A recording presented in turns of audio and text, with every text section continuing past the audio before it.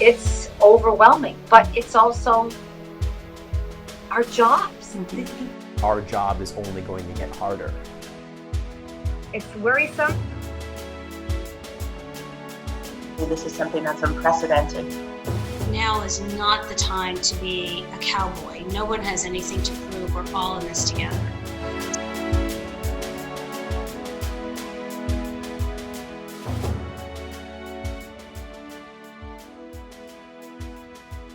Welcome to Reporting from the Frontline of a Pandemic. I'm Mercado, and I'm here with Korey O'Biren. He is the morning EPSR producer at WHDH 7 News in Boston, Massachusetts. Thank you, Korey, for joining me. Of course. So my first question I want to ask you is, how have you had to adjust to the way you work?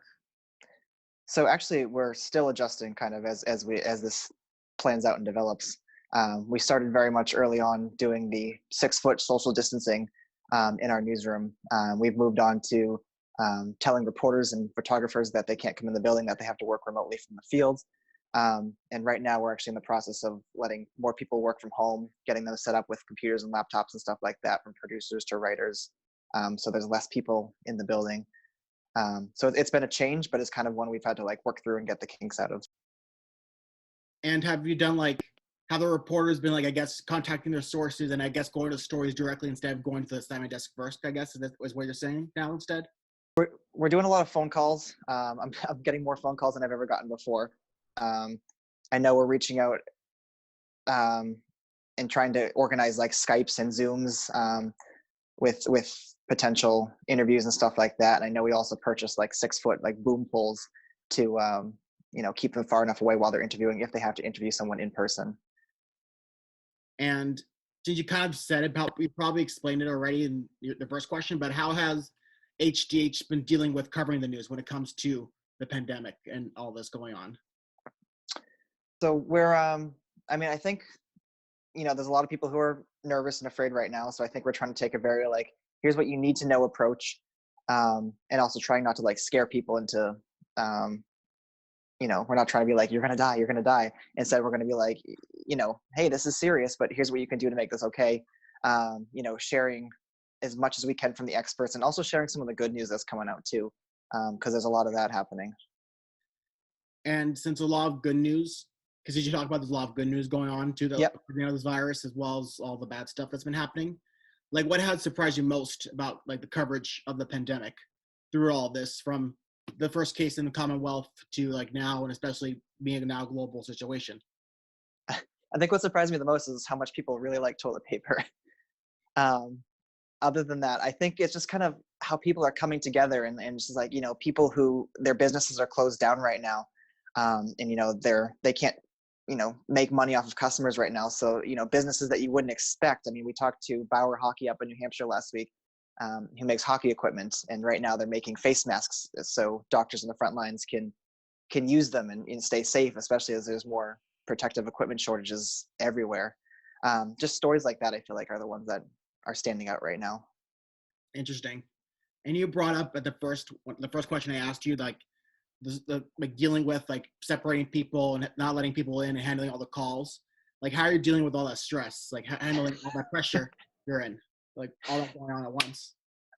It is a lot of stress. It's been a tough couple of weeks so far, but we're just doing it.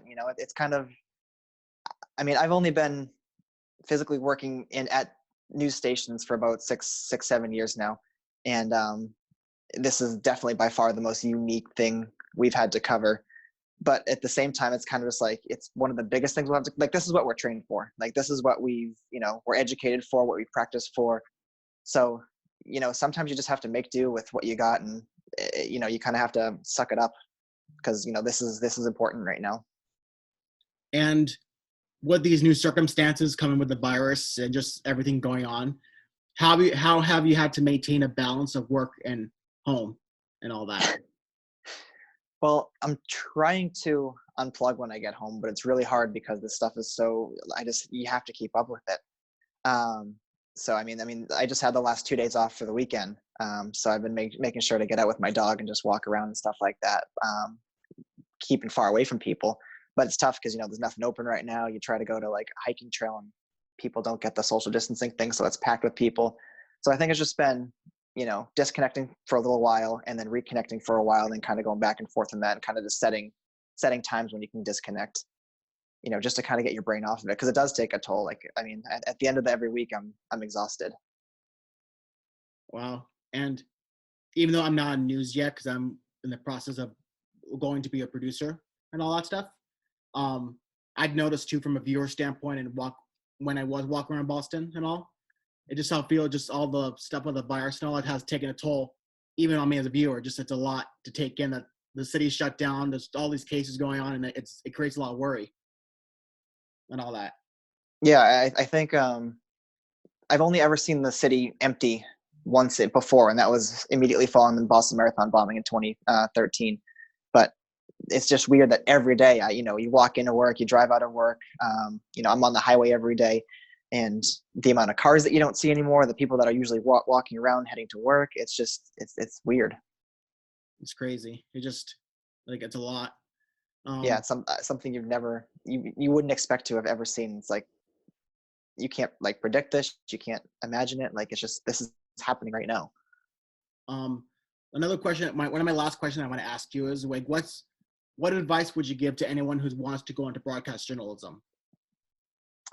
I think, especially this, in something like this, because this kind of like sets people apart, whether they want to do it or not. And this is exhausting right now, but you have to care a lot. You have to kind of put more energy into it than you kind of are putting into yourself right now. Something like this is going to take a toll on yourself, and you got to take care of yourself too. But it's you're part of something really big. As much as some people are not appreciative of what journalists are doing right now, you're also keeping people safe. You're informing them. You're getting the message across from elected officials, from health people. You're doing a very big service to people right now. Sure. Alexa just talked. You're doing a very big service to people right now, so it's just important. And you have to appreciate what you're doing. You have to kind of put up with a lot, but it pays off just knowing that you're hopefully doing something good for someone. Interesting, very interesting. I remember when I interned at WHDH, like, it was spring 2019 when I interned there. The only big story was the college admission scandal. Yeah, which is big. And everybody's focus was making sure everybody knew, make sure there was accountability, and make sure everybody knew what came out of those court hearings. That's all I remember. But now, a whole year later, here we are. Now it's like a pandemic, and the whole world stood still.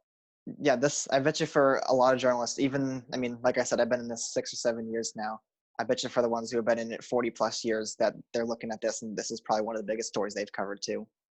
Probably like ever, not just in career, probably ever. Yeah.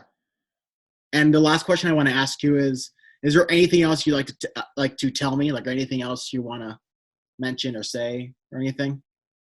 I just think right now for journalists, especially entering the field, it's a very, tough time, because there's a large group of people who, there's a lack of trust. You just have to make sure that when you're coming into this field, that you give viewers or readers or whatever medium you're getting into, you give them that reason to trust you. You listen to them.